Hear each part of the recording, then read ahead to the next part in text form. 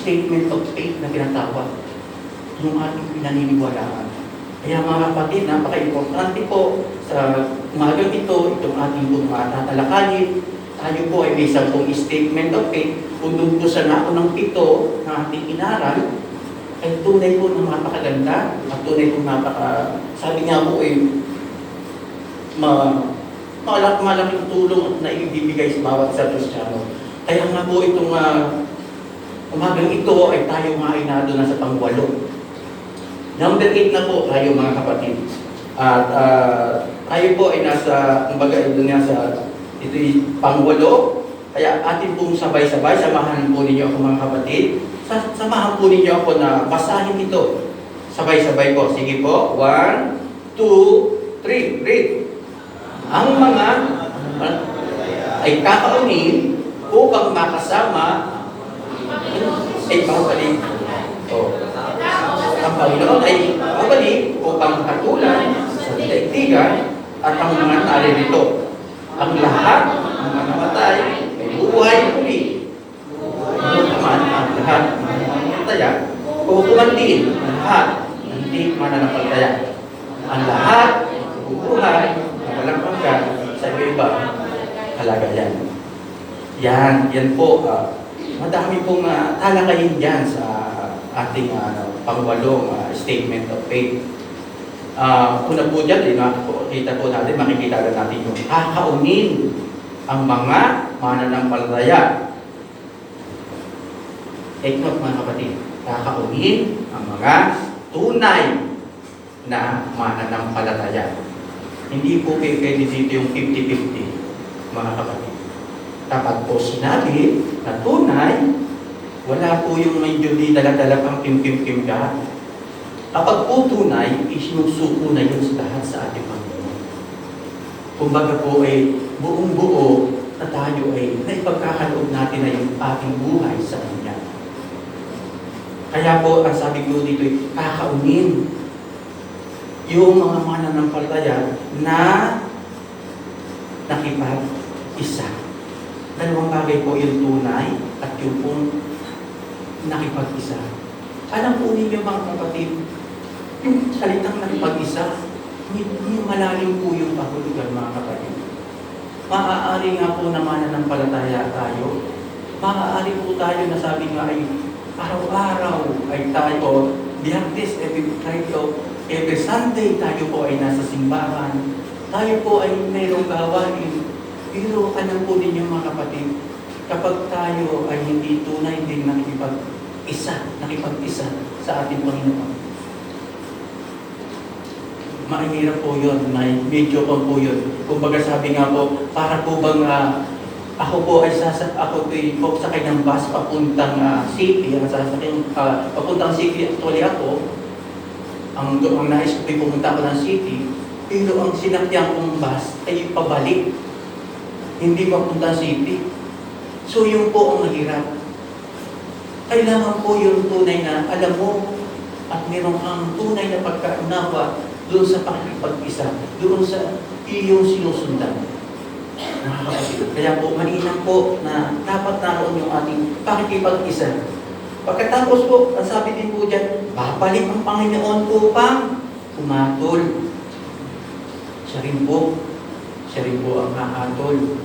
Mga kapatid, at sino po ang hahatulan? Yun sa daigdigan, mga kapatid. At iyong mga natitira, yung mga naririto, pagkatapos po yung rapture. Matidiscuss po natin. Marami po tayong tatalakay ngayon. Talaga po sabi nga po, ito yung mga mangyayari doon sa panghuli o sa wakas, sa huling panahon. Matatalakay po natin yan. At sabi ko nga po sa inyo, hihingin ko po sa inyo, kung maaari po, kung hindi po ninyo ma-silent o hindi nyo mapatayan yung cellphone, hingin ko po yung 1 oras ng inyong pakikinig.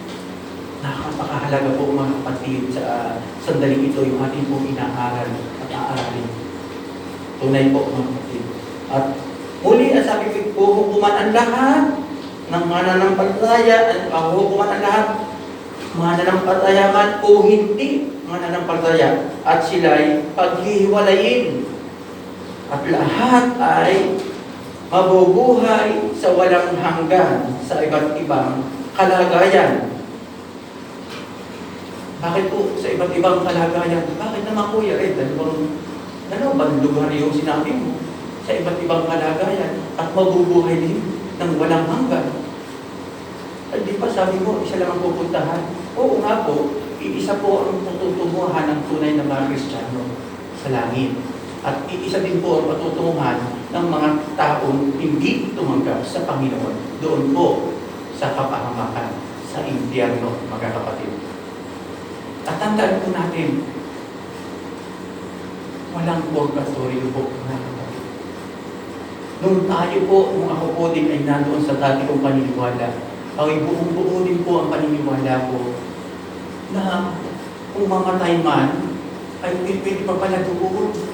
Kung ako hindi pa nakapagsisi, ay pwede pa pala. Yun po ang intindi ko, pwede pa pala doon sa sinasabing purgatorio.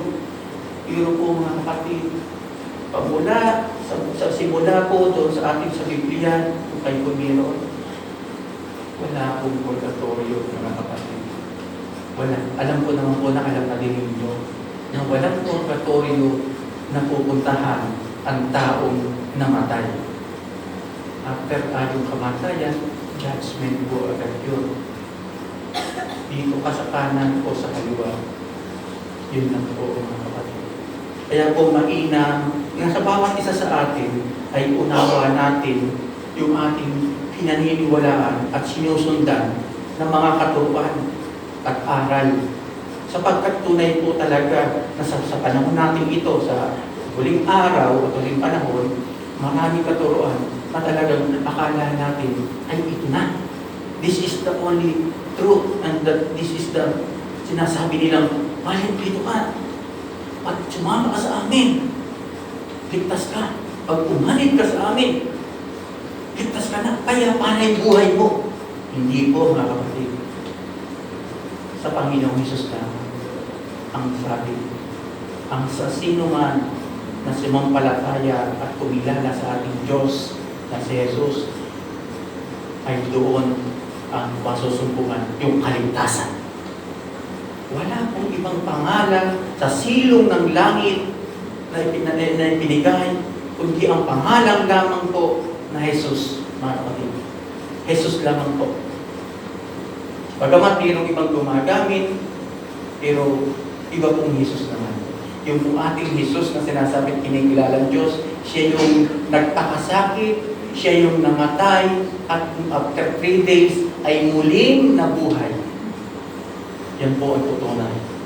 Kaya napakaganda po, sabi nga ay, yung buhay mo kapag ikaw ay nasa Panginoong Hesus, yung buhay mo ay naipasakop mo na sa Kanya. Naroon po ay may problema man, madali lang naman po na nasusolve. Mayroon mga kinakaharap kang ano pa mga bagay na sa ay din mahirap, madali lang masusolusyonan nyo. Sapagkat yung Diyos na mayroon tayo, yung Diyos na sa atin ay nagkakaloob at nagbibigay po, mga kapatid. Siya po yung gabay. Kaya napakaganda po na lagi sa ating buhay Kristiyano ay nakakaroon din tayo minsan-minsan nung kumbaga sabi ngayon, background check ba? Ating pong titingnan din. Baka tayo hayahay tayo at akala natin maayos, maganda. Pero yung pala, sa bandang huli, kapahamakan. Kaya nakakalungkot po sa isa sa iba, makaramihan, basta sinabi ang nayaya ay sama na. Oh, dito ka na lang. Dito ka na lang sa amin. Dito'y laging masaya. Dito ay laging meron ditong kainan. Pero huwag ka. Ano ba yung kanilang itinuturo? Ano ba yung talagang kanilang layunin? Meron po bang layunin? Meron po ba silang mga statement of faith na katulad ng ganitong iniaaral natin at iniaaral natin? Totoo po, mga kapatid. Kaya po, mainam, nasabi nga po ay lagi natin itong Marami magpagmantad tayo. Hindi tayo basta na lang sumba ng sumba, mga kapatid. At ganoon din naman po ay sa umagang ito, mga kapatid, kung atin po mga inaaral ay sabi nga yung mga kaganapang pangwakas. Yan po ang titulo natin sa umagang ito. At sabi nga po, isinali ko po dito, Nuestra Lección de esta mañana, y la que vamos a ver si titula Los Eventos Finales. Yan. Siguro natatawa po si Kuya. Podemos encontrar su texto en los libros de Hechos 17, versículo 30 al 31. Ayan. So, ayun po ay sa Gawa, chapter 17, verse 30 hanggang 31. At atin po naman, sabi nga dito, itinilaga na. Ito muna po natin ito. Itinilaga na po ng Diyos ang pangwakas na kasaysayan ng daigdig. Ililigtas niya ang lahat ng mananampalataya at sumusunod sa Panginoon Jesus. At hahatulan naman niya ang lahat ng naghihimagsik. Yan. Hahatulan daw po, mga kapatid. Ang lahat ng mga naghihimagsik at ayaw kumilala sa Kanya sa pamamagitan din niya ng Panginoong Jesus na babalik po bang wakasan ng lahat ayon niya po sa inihula ng nauna at itinakda na. Kaya atin pong basahin na nga yung ating teksto dito po nga sa mga Gawa. Mga kapatid, samahan po uli ninyo ako. Sabay-sabay uli po natin basahin. Para huwag tayo, okay. Ano po? Isang bagay at parang din po yan kung saan ay parang buhay yung ating mga espiritu. O sige po. Isa, dalawa, basa. Sige po. Mga nagdaang panahon, hindi pinansin ng Diyos ang di pagkilala sa Kanya. Ngunit, utos niya sa bawat lugar na magsisit sa lipunan sa mga pangunan. 31. Sapagkat tinakda na niya araw na pagbuko sa sanlibutan at turumang niya gagawin.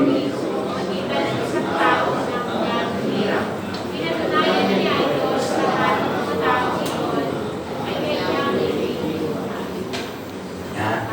Salamat po. Ang sabi po ay sa mga nagdaang mga panahon, hindi pinansin ng Panginoon, hindi daw po pinansin ng Diyos, hindi niya yung pagkilala sa Kanya. Hindi po ibig sabihin, mga kapatid, na hindi na yung kasalanan iyon na mga nagawa nila, hindi na sa kasi ang pinag-uusapan dito yung kasalanan po eh. Hindi po ibig sabihin na hindi na kasalanan yung mga nagawang kasalanan ng tao noong nagdaang panahon. Mga kapatid, kasalanan pa rin po. Kasalanan pa rin po yung kanilang mga ginawa nung nakaraang, sabi nga ay panahon. Ang wala po dito, ang sisti lang po ay hindi sila pinarusahan.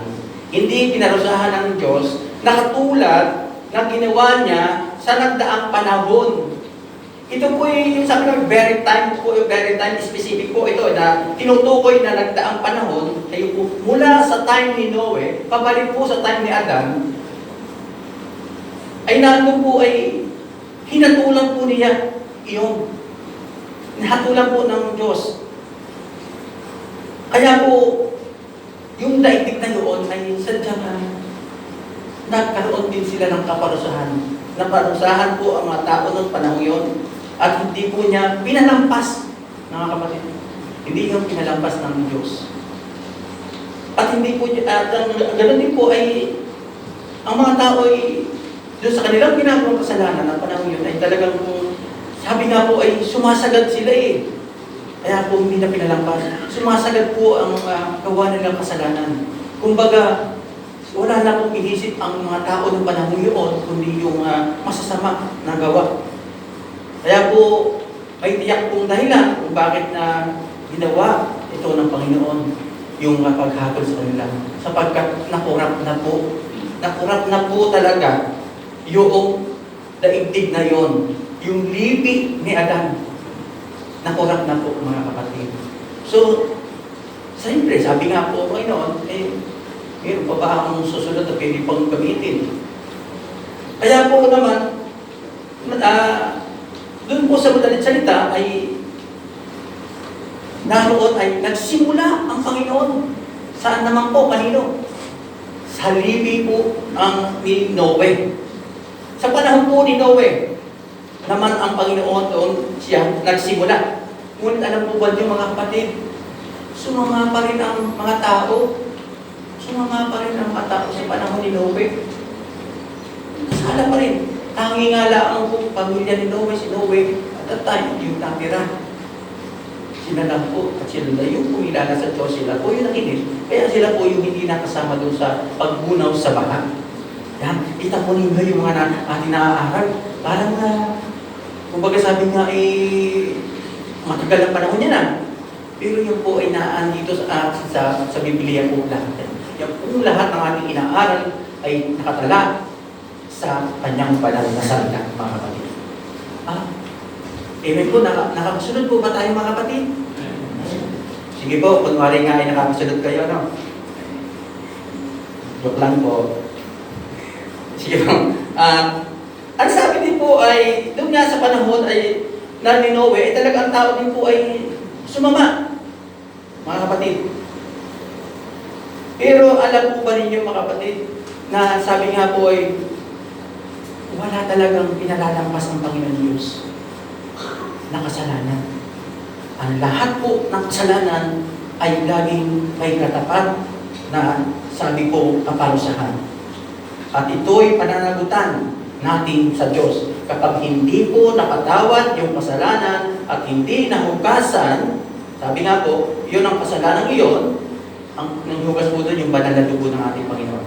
Pag hindi po nahugasan yun, yung po ay pananagutan natin sa harapan ng Diyos. At yun po ang ibig sabihin na sinasabing nakaraay hindi pinansin ng Diyos yung kanilang mga kasalanan. Ibig sabihin po, ibinigay niya ang lahat. Isa rin po yung mga kapatid na ating maunawaan dapat. Kung bakit hindi niya pinarusahan agad ang tao. Ano po ang dahilan at ano po yung layunin ng Diyos? Alam po ba natin mga kapatid? Sapagkat nais ng Diyos na ang lahat ay maibalik sa Kanya. At yun ang unang nilayon at layunin ng Diyos para sa atin sa ngayon, sa panahon natin. Yung kung ang lahat ng Kanyang mga nilikha ay maibalik sa Kanya. Sa una po talaga, sa creation po, sa simula at sa simula mga kapatid, ang tao at ang Diyos sa hardin ng Eden ay magkasama lang. Ngunit nang mahulog sa pagkakasala nga po ang unang pamilya ng Biblia sa Biblia, nagkaroon na po ng gap. Ang kasalanan po ang naging dahilan para mahiwalay ang tao sa Diyos. Ang kasalanan po nilang unang nagawa ay yung disobedience nga ang sinasabi. Dinisobey nila ang utos ng Diyos sa kanila. Disobedience po ang unang kasalanan ng ginawa ng tao noong panahon nilang yun. Kaya nga po, naroon po yung tunay na marugdog na unang hangarin ng Diyos para sa atin. Amen po ba? Marugdog po yung layunin ng Diyos sa atin sa bawat isa, sa lahat ng tao. Yung maibalik muli ang lahat sa Kanyang presensya. Naputol po, mga kapatid. Ngunit hindi po tumigil ang ating Diyos sa Kanyang gagawin para ang lahat ng mga taong nagkasala, ang lahat ng taong mga nagmahibagsik ay bigyan ng pagkataon na maibalik sila. Ayaw po ng Diyos. Totoo po yun. Ang ating pong Diyos ay ayaw niya na ang isa man sa atin ay mapapahama. Pero alam po niyo, dahil po doon sa ating mga katigasan talaga, katigasan ng ulo, naroon po tayo ay mga napapahamak at hindi natin nasusunod yung mga kalooban niya. So, ito po ngayon ay may tanong dito na, ano nga po ba ang mangyayari sa wakas ng panahon na ibinabala at itinakda na? May mangyayari po. At may ilan po tayong pupuntuhin sa umagang ito at aaralin kung ano nga po yung mga mangyayari sa wakas sa panahon ito na ibinabala. Fue pasara y final del tiempo advertido y fijado. What will happen in the end of that time that has been warned and said? So, ang sabi po, ang una po, kakaunin ng Panginoong Hesus ang lahat ng mga mananampalataya at nakipag-isa sa Kanya. The Lord Jesus will take all those who believe and unite with Him. Kakaunin po, mga kapatid. Unawain po natin, mga kapatid, ang sinabi dito, kakaunin. Ano po, sino po ito na kakaunin? Yun lang mananampalataya. Yung kung sapat na nanampalataya, sapagkat marami po, mga kapatid, ang nananampalataya na hindi talaga katulad na sinabi ko, na hindi nakikipag-isa sa Panginoon Diyos. Kaya po, yung ilang po mga Kristiyano na sabi nga I am born again. I am a Christian. I know Jesus Christ. I know God. Anak, kilala ko ang Diyos. Nananampalataya ko. Kilala ko ang Diyos. Alam po ninyo, kalimitan sa mga tao na ganito, sila po yung maraming ngawa, pero wala namang gawa. Gawa lang ng gawa, pero hindi mo makita sa kanilang buhay yung tunay na ginagawa. Hindi natin makita minsan sa isang tunay ng Kristiyano yung sinabing tunay na binago. Kapag po tayo nakipag-isa at sinabing nananampalataya, yung pong buhay na naging buhay ng ating Panginoon, yun po yung i-adapt natin, mga kapatid. Yun po ang ating, kumbaga, magiging ganun din tayo. Christ-like nga po eh. Christian nga po. Yun po. Kaya po napakainam lagi, nasabi nga po ay, maroon tayo. Magkaroon tayo ng pakipag-isa. Mahirap man yung mga bagay na sabi ay hindi ko ito kaya. Hindi ko kaya ang makapag-share. Hindi ko kaya ang makapagsabi sa kanila na ang Diyos ay ganito. Sapagkat ako'y natatakot. Ako'y nahihiya. Baka ako'y i-reject. Alam po niyo, mga kapatid, huwag tayong matakot. Ibinigay po yung kapangyarihan. Mayroon po kapangyarihan na tayo'y natanggap mula sa ating Diyos. Yung kapangyarihan na tayo ay makapagtayo, yung kapangyarihan po na tayo ay maging saksi dito sa sanlibutan. Tayo pong mga Kristiyano ang magiging siyang saksi para doon sa mga tao pang hindi nakakilala at hindi kumilala pa sa ating Diyos. Kaya mainam po doon lagi, sabi ko nga po lagi, ay yung ang Panginoong Hesus ay kakaunin po, kaya yung tunay talaga na nananampalataya, na sadyang nakapag-isa sa Kanya. Tandaan po natin, mga kapatid. Yun po ang pinakamainam. At tunay po na sinabi din po dito sa unang Tesalonica 4:13-18. Ang sabi po dito, ako na lang po ang babasa. Ito ang katuruan ng Panginoon na sinabi namin sa inyo. Tayong mga nabubuhay pa, tayong mga natitira pa hanggang sa pagparito ng Panginoon ay hindi mauuna sa mga namatay na. 16. Sa araw na iyon, kasabay ng malakas na utos ng tinig ng arkanghel at ng tunog ng trompeta ng Diyos, bababa ang Panginoon mula sa langit. Ang mga namatay na sumasampalataya kay Kristo ay bubuhayin po. Yan, bubuhayin na po. Muna. Pagkatapos tayo namang mga buhay pa at natitira sa salubungin ang Panginoon at titipunin sa alapa at kasama ang mga binuhay upang salubungin ang Panginoon sa himpapawid. Sa himpapawid po, ang pagdating po ng Panginoon ay hindi muna siya tutungtong sa lupa. Siya po'y nasa alapa muna. At doon po natin siya, kumbaga, sasalubungin niya. Sa gayon, makakapiling natin siya magpakailanman. Kaya nga, palakasin ninyo ang loob ng bawat isa sa pamamagitan ng mga aral na ito. Sa pamamagitan po ng mga aral na ito, mga kapatid, kailangan po natin na higit nating maunawaan ito sapagkat napakahalaga po nito. Wala pong second trip, mga kapatid, kapag nagkaroon ng rapture, isang trip lang. Hindi pwede ang sabit. Sasabit ako, kakapit ako. Hindi po. Makikita po natin mamaya. Kaya po, habang tayo ay mayroong pang pagkakataon, ibinibigay pa sa atin yung mga pagkakataon, liniin po natin, mga kapatid, yung ating mga ginagalaw dito sa mundo ito. Kung ito ba bagay nakadulugod sa Diyos o hindi. Lagi po natin iba magbabatayan ay ang dapat doon sa ating Diyos. Kung sabi nga, ang title natin ay Jesus First. Kita po natin Jesus First. Unahin po natin lagi yung ang Diyos. Bago ang paman at ang lahat paman sa ating mga buhay, mga kapatid. At sabi po dito, ano nga po ba yung sinabing kakaunin? Yan na po. Kakaunin ng Panginoon po. El Señor Umera. Yan po sa tagpong iyan ay natigating po ang mga taga-Tesalonica.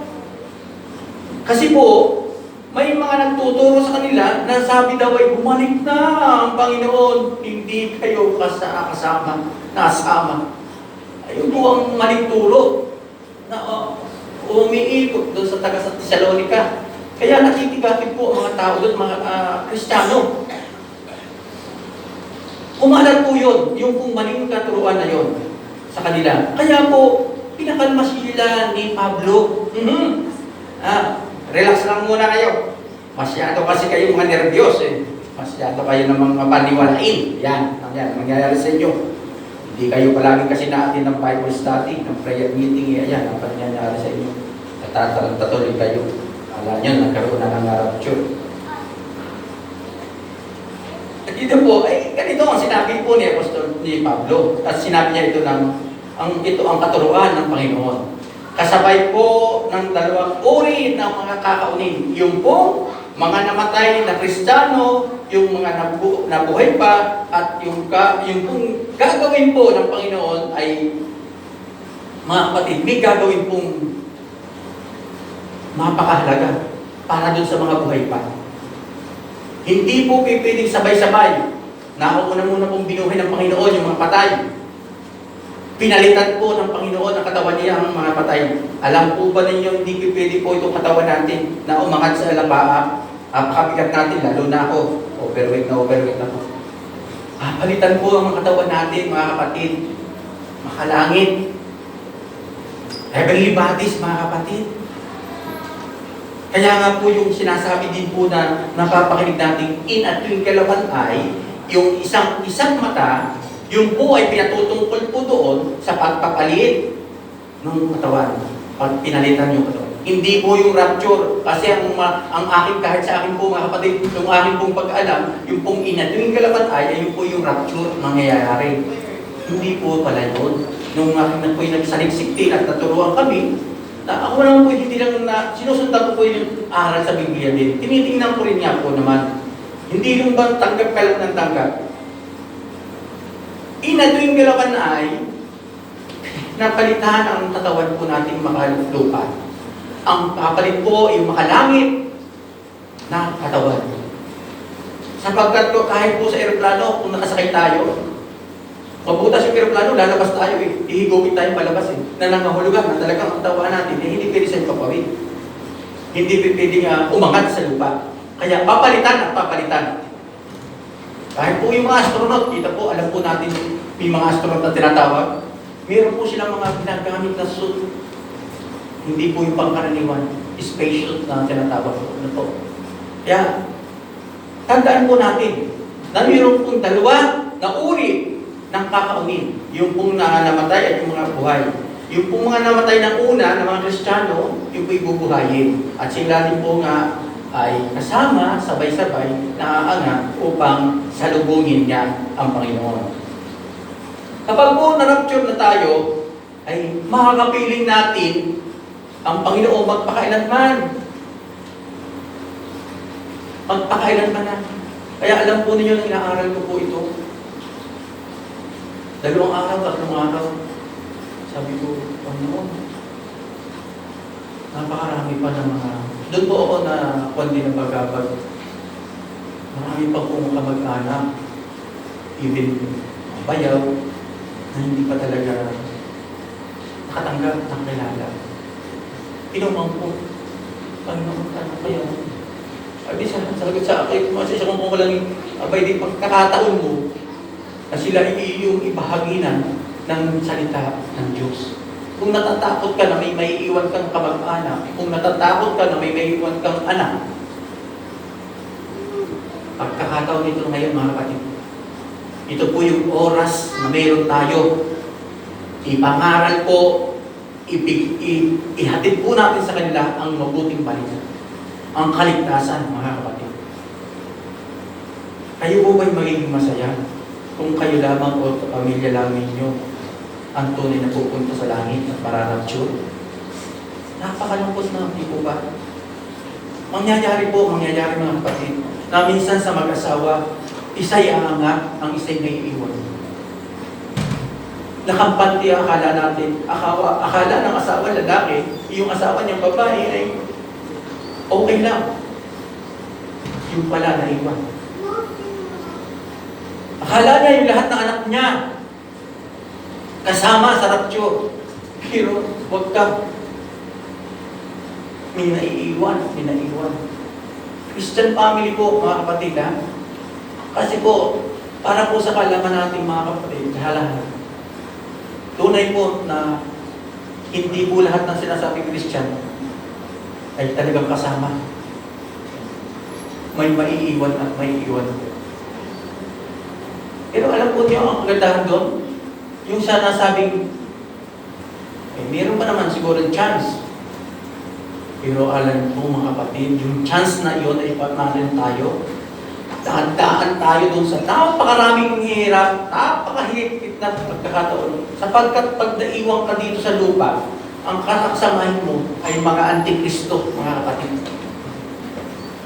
Antikristo po, mga antikristo po, mga kapatid. Yan. Kita po niyo sa litrato, yan po, ano po. Yan po yun yung tinatawag na rapture. Hindi po yun mumu. Kung hindi lang po malinaw. Pero ang parang ang pinakasenaryo, mga kapatid, ay aangat sila. Aangat sa alapap. At doon po nga sasalubungin ang Panginoon. Yan po yung drawing na yan ay medyo, kumbaga, hindi ganun kalinaw, pero para lang po tayo magkaroon ng medyo counting idea kung ano ba talaga yung sinasabi kong rapture. Ano ba yung rapture na sinasabi? Yan po dyan ay umaakyat sila sa ulang at sila po ay visible, mga kapatid. Visible po. Sa panahon po ng magkaroon ng rapture, mali po yung napapanood natin minsan sa pelikula, yung Tip of the Night, o yung isa pa, na mabilis. Left Behind pa yun? Yung title ng Christian movie na yun. Na pinakita po na napakabilis ng rapture. Agad pa. Damit na lang naiwan. Ang totoo po yan, mga kapatid, makikita po yan, alam niyo po, sa buong mundo, kitang-kita po yung mangyayaring rapture, mga kapatid. Sa ganda po ba naman ang technology natin sa panahon ito? Pag hindi nakuhanan, at hindi po naman ganun kabilis yung rapture na magaganap. Kaya nga po nakita po ninyo na sinabi dito, marami magdagdalamhati at mananangis doon sa mga naiwan. Sapagkat kita nila na sila'y naiwan. Kita nila sa telebisyon. O yun ang mga Christian. O inaan dito pa, inaan tayo. Mananangis mga kapatid. Ay, yun po yung mga tao na nasiran muna. Yung alam na nila yung mga tinatawag din sa kaligtasan, kilala nila yung GFCM, alam nila. Yung nag-invite sa kanila, mga born again. Alam nila yun. Pero alam po ninyo, wala na, huli na.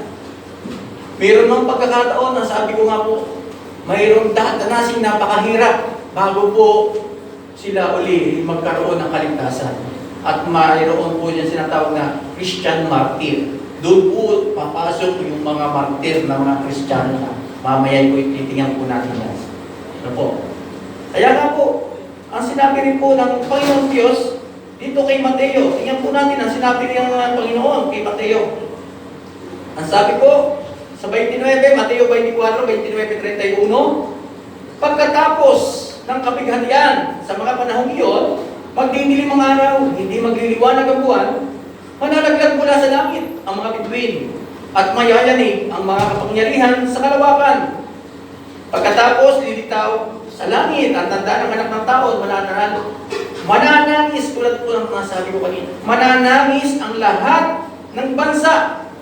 Makikita nila ang anak ng tao na nasa alapaha. Kasama na po tayo doon, ha? Nawa po tayo lahat, ha? Kasama tayo, GFCN, wake up. Kapatid, kasama tayo. Kasama po tayo dyan. Isang hudyat na malakas na tunog ng trompeta, susubuin niya ang kanyang mga anghel sa 4 na sulok ng daigdig at titipunin nila ang mga hinirang mula sa lahat ng dako. Pagbalik po ng anak ng tao, ang Panginoong Hesus po yun, mga kapatid. Siya po yung anak ng tao. Ang Panginoong Hesus po ang tinabanggit dito, anak ng tao. Siya po yun.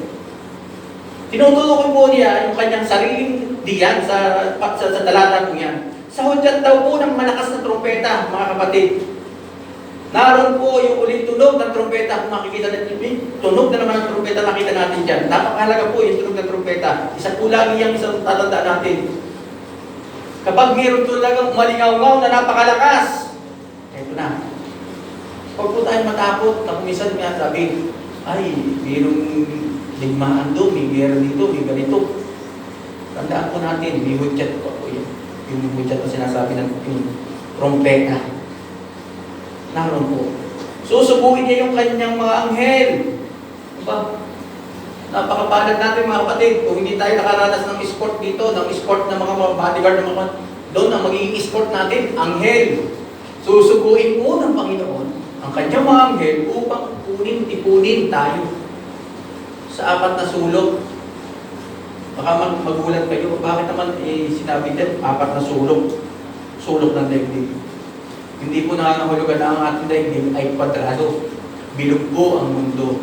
Bilog, mga kapatid. Kaya ang ibig lang sabihin po dito ay doon sa bawat panahon na naroon. Doon po ay binabanggit po diyan ay yung pong ibig sabihin ay sa lahat ng dako ng daigdig.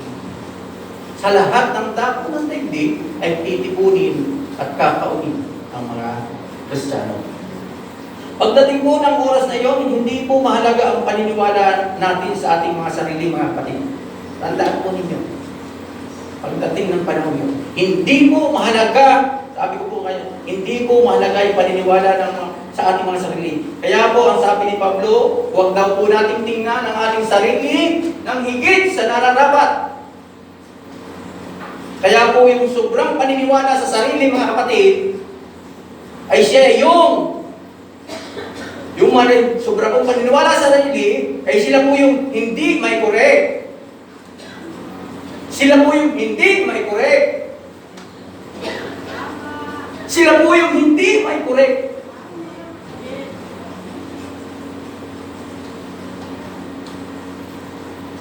Nakakalungkot na po na talagang totoo at yun po ang tunay na pangyayari. Mayroon pong ilan na hindi po pa natututo at hindi lumalago sa pakikinig. Kasi po, kapag po may nangangaral, kapag po mayroon dito nangangaral, abala po sila sa kung ano ang ginagawa. Tandaan po ninyo, mga kapatid, kapag po kayo ay nakaupo dyan, at mayroong nangangaral dito, ano po ang dapat natin gawin? Makinig. Kung nakikinig man, Labas ang utang, malayo dito sa ating pinag-uusapan. Eh, paano lalago po mga kapatid? Paano niya maiintindihan at maunawaan ang salita na ibig ng Diyos na iparating sa bawat isa sa atin? Mga kapatid, yung kusina, mga kapatid, hindi yan dwelling place. Yan po hindi i-design na dwelling place. Yan pong kusina ay para lang kay Marta. Isa lang po ang Marta. Ayun. Tumugon si Marta. Kaya naman ako po ay hinihikayat ko po kayo mga kapatid. Nakalulungkot pong isipin at tingnan na nagkakaroon ng magandang pagtatalakayan at pangangaral dito sa harap. Puno doon sa kusina at doon sila nagkukwentuhan. Bato-bato sa langit, ang matamaan ay yan, stone in heaven. If you hate, don't be angry. Mahal ko po kayo. Mahal ko po ang bawat isa. Kasi po, kung hindi po ako magsasalita at hindi ko po sasabihin yung mga nakikita, mananatili lang po yun at pagpapatuloy sa buhay natin.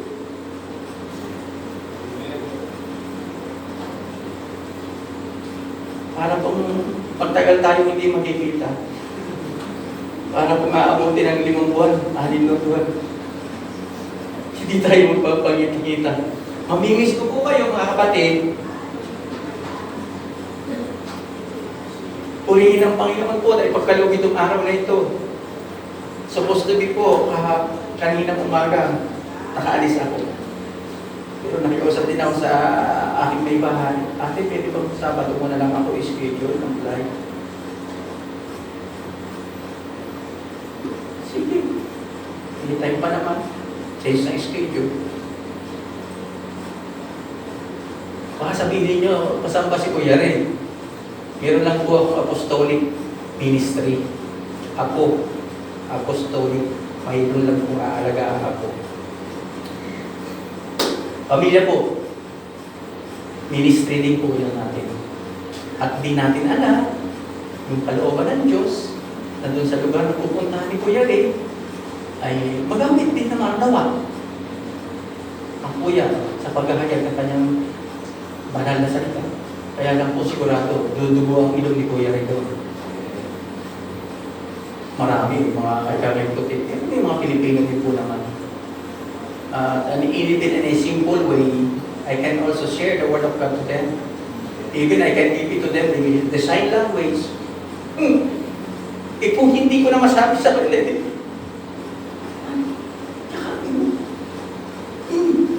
yapusin mo ang Panginoon yun. Kung hindi natin masabi, mag-sign language tayo. Huwag mong gawin yan, pasamayan. Nakatingin nyo doon. Hindi po ako nagagalit ha, mga kapatid. Mahal ko kayo. Mahal ko po kayo lahat. Kasi po kung hindi natin po ibibigay yung mga nakikita natin na dapat ay may correct po sa buhay ng bawat isa, mananatili po yun. Magpapatuloy lang. At ganoon din po naman, doon sa mga kapatid natin na sinabi po ay may kulang na, naunawaan na rin po naman natin yun. At intindi naman natin po yun. Kung paano ay gusto natin magiging ng karangalan ng ating Diyos sa ating mga buhay, ay gawin naman po natin yung sabi nga po ay mainam. Gawin po natin yung tunay na nakalulugod. Mahirap man yan. Tuloy lang po mga kapatid. Tuloy po lang tayo. Huwag lang tayo titigil dito. Sapagkat wala na po pag-asa. Kapag tayo tumigil, tuminto, wala na po magagawa ang Diyos. Desisyon natin yan. Kung gusto natin lumago, kung gusto natin tayo magamit, kung gusto natin tayo ay mag-improve bilang isang Kristiyano, malaya po maluwag. Maraming pong ministry ang ating papanambahan. Maluwag po. May islat pa po tayo dito. Isa pa, kita po nyo kanina. May islat pa po. May islat pa po yung Mga walis natin dyan. Ministry po yan, paglilinis. Yung tayo po ay makapag-ayos-ayos dito sa church, ministry po yan mga kapatid. Tandaan po natin, ang maliit at malaki sa Panginoon, kapag yan ay ginawa natin para sa Kanya, malaking bagay. Malaki yun. Mga kapatid. El juicio sobre el mundo que comenzado judgment on the world has begun. Sinabi rin po ni Apostol Juan, ito po, ang sabi po niya sa pahayag, ito po ay simula ng paghatol sa daigdig, yun po yung kinali po. Pahayag 6:12 hanggang 17. At inalis ng kordero ang pang-anim na selyo, lumindol ng malakas ang araw at ng itim ang parang damit na panluksa. At ang buwan ay naging kasimpula ng dugo. Nalaglag mula sa langit ang mga bituin, para mga bubot ng bunga ng igos kapag pinapayo ng malakas na hangin. Naglaho ang langit na parang kasulatang inirolyo na wala sa kanilang dating kinalalagyan ang mga bundok at mga pulo. Nagtago sa mga yungit na bato ang mga hari sa lupa, mga gobernador, mga pinuno ng hukbo, ang mayayaman ng makapangyarihan at ang lahat ng tao, alipin man o malaya. At sinabi nila sa bundok, sa mga bato, tabunan ninyo kami para makubli kami sa mukha ng nakaupo sa trono at makaiwas sa puot ng kordero. Sapagkat dumating na ang malagim na araw ng pagbubuhos nila ng kanilang puot. At sino ang makatatagal? Ito po ang tinutukoy na bababa ang Panginoon mula sa langit, papunta sa mga ulap na hindi lamang siya pati po yung nakaupo sa trono, mga kapatid.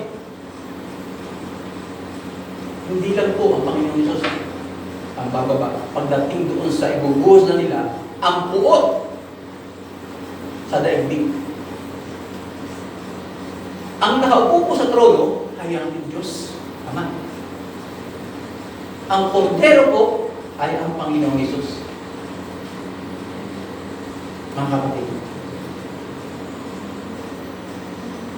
Sa trono po, bakit po masasabi natin dalawa sila? Kasi nga po, yung word na natin, tingnan po natin nga doon sa verse 73 pa sinabi doon, dumating na ang malagim na araw, pagbubuhos nila po. Kapag nila po, malinaw, dalawa. Nila.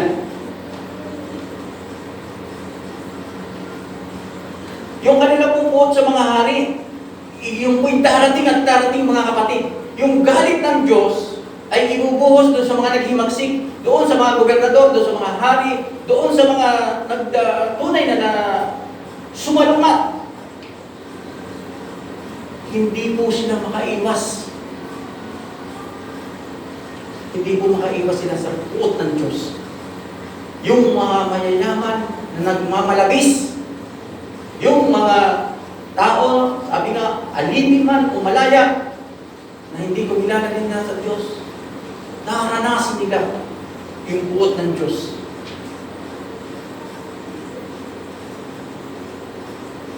Kahit ano pang gawin nila, mga kapatid, hindi po nila talaga maiiwasan yung puot ng kordero at ng nakaupo sa trono. Alam po din nila na magsisimula na ang puot ng Diyos. Alam nila yun. Diyan po'y nagsimula na yung seventh trumpet. Mga kapatid, marami po dito nga sabi ko kung aalamin. Pero kung bibigyan natin ng hot details per details, ay hindi ito mauupos. Kulang po yung ating oras. So diyan ay kulang na nga po. At ito lampas na.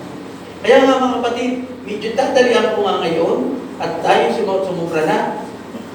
Magsisimula na po yung seventh trumpet dyan at lumaglag na mula sa langit, hindi po yan mga astronomical na bituin. Malamang po, mga binabanggit po dyan na bituin ay mga nilikhang mga langit na naghimagsik. Sila po'y babagsak sa lupa upang isama din doon sa kahatulan. Yung po mga nilalang na nasa makalangit, babagsak din po. Yan po drawing na ito mga kapatid, bibigay po ng madali pong pagpapaliwanag. Mula po sa hanggang nilikha, so sa walang hanggang nilikha po, si Adan at si Noe, si Abraham, yan po ang mga panahon nila. Hanggang sa Panginoon, Jesucristo. Lahat po ng ginawa ng Diyos ay para tiyakin na darating at darating ang Panginoong Jesus, na Panginoong Jesucristo. Kahit na po inubos niya ang tao sa panahon ni Noe, kahit na inihiwalay niya ang lahat ng tao sa panahon ng Babel, nagsimula po sila dyan. Pinili po rin po ng Panginoon Diyos si Abraham. Si Abraham po yung nakuha ng Panginoon, ginamit ng Panginoon para magkapagsimula ulit. At tinawag po natin yung sinasabing Israel. At mula po sa Israel, dumating na nga ay yung Panginoong Hesus. Bukas, inasabi niya, binukas po ang daan, pabalik sa Kanya. Kaya po, iniutos na ang lahat ay bumalik sa Kanya. Yung tribulation po, mga kapatid, ay sa Israel. May mangyayari po, mga kapatid, yung mga tribulation, sinasabi, 7 years tribulation niya. 7 years tribulation. Hindi ko na po medyo malapot, malayo at malapan. Meron po magaganap dyan sa 7 years. Nandiyan po yung 7 seal, nandiyan po yung 7 trumpet, at yung 7 bow. Diyan po ay nandyan ay meron po yan ang trono ng Panginoong Hesus. Doon ay ang pagbabalik po ng mga kapatid. Doon po yun dati ang alam ko rin po ay babalik ang Panginoon bago po mag-tribulation. Yun po ang ating intindi. Pero sa nung ating po naaralan mabuti, siya po ay babalik at babalik. After po nung sinasabi itong sa pagitan po ng 6 at 7, pagitan po ng sa 7 trumpet, magpapahayag muna po yung Antikristo sa Israel, doon sa templo. Magkakaroon muna po siya ng pagpapahayag na siya ang Diyos. Lilinlagin po niya sa 7 years tribulation na yan, magkahari po diyan ang Antikristo, mga kapatid. Narapture na po. Nung marapture na po, matitira po maraming yung mga hindi na Kristiyano, yung pong naiwan, at yung po silang makaranas talaga ng yung buot ng Diyos din, at yung paghihirap. Paano po yung mga naiwan? Pwede pa po makapunta sa langit? Pwede pa po. Kaya lamang po ang kondo, ang system, pipiliin pa rin po ninyo. Ang tatanungin po ng Antikristo, pugot ulo o tatak. Kung gusto po ninyo mapunta sa langit, at kayo nga na dito pugot ang ulo para lang po mapunta sa langit. Kung ayaw mo naman ng pugot ulo, tatatakan tayo. O kayo, hindi po ako. Sila, hindi po tayo. Yung mga hindi naniniwala sa Panginoon Hesus, yung mga Antikristo sila, tatatakan po dito sa ating buwan at sa noo. At dito po sa bipa natin. 666, mga kapatid, nagtatak niya. Puro, yun po ang tunay na sinasabi sa salpan. At ganun po ay, mayroon po sa ating pabubuhay, yung mga martir, bubuhay din. Doon ay sila yung makakasama. At yung mga po, meron po din dito 1,000 years, millennium years. Marami pong kumbaga dapat nating aralin, pero po sabi ko nga po sa inyo, wala na po tayong oras na sapat para maunawaan natin at maipahayag natin, masabi natin, yung mga dapat natin maunawaan pa. Kaya nga po, doon sa isang sinasabi, ay ang huhukuman din ng Panginoon Hesus, ang daigdig at lahat ng mga nakatirang nilikha narito. El Señor Hesus subsgara al mundo y todas las creaciones restantes in él. Sinumula sa paghatol sa daigdig, nabasa po natin na yan, humatol nga ang Panginoon at ang Kordero at ang trono. At ganoon din po, ayan po yung drawing na yan, ay yung po din ang naandyan, ay kung paano pinakikita na yung dalawa, yung walang hanggan, sinasabi, mayroon din po yung puting trono na pagbuhay sa lahat ng mga Kristiyano. Maraming pong pagkakataon na dapat tayo ay mapag-aralan nito. Kaya nga lang sabi ko po sa inyo, mga kapatid, tunay na kung aralin po natin ay kakailanganin natin ng sapat na oras. Tulad din po sa pahayag 8:6, nang alisin ng Kordero, Kapitong Selyo, naghahari sa langit ang katahimikan sa loob ng halos kalahating oras. Pagkatapos ito ay nakita ko ang 7 anghel nakatayo sa harapan ng Diyos at binigyan ng trompeta ng bawat isa sa kanila. Ang tunay pong nasabi ay yung pagsisikap na gawin ang kalooban ng Diyos. Ang buot po ng Diyos ay dito ipinahayag doon sa 16, pahayag 16:1, mula sa templo narinig ko ang isang malakas na tinig na nagutos sa 7 anghel, lumakad kayo at ibuhos ninyo sa lupa ang laman ng 7 mangkok ng buot ng Diyos. At umalis na ang unang anghel at ibinuhos sa lupa ang laman ng dalaliyang mangkok. Kaya't nagkaroon ng mahapdi at nakapapantiring piksa ang mga taong may tatak ng halimaw at sumpa sa larawan nito. Kaya nga po sabi ko sa inyo talagang napakahirap ang daranasin ng sa buot ng Diyos. Naranasan po nila yun. At ganoon din po naman ay ang sabi sa pangatlo, panghuli na po, itatalaga sa kalalagyang pangwalang hanggan ang lahat ng mga naatulan. Itatalaga po, ilalagay na po sila doon sa yung mga nagmamatigas, yung mga hindi talaga kumilala sa Panginoon, sila po yung tatanggap ng pangwalang hanggang kahatulan. Yun po ang tunay. Mayroon pong pangwalang hanggang din pong kahatulan sa kanila. Doon sa mga nagtimitigas sa ulo, mga kapatid. Atin pong i-recap, mga kapatid. Ano nga po ba yung mangyayari sa wakas ng panahon na ibinabala at itinakda na?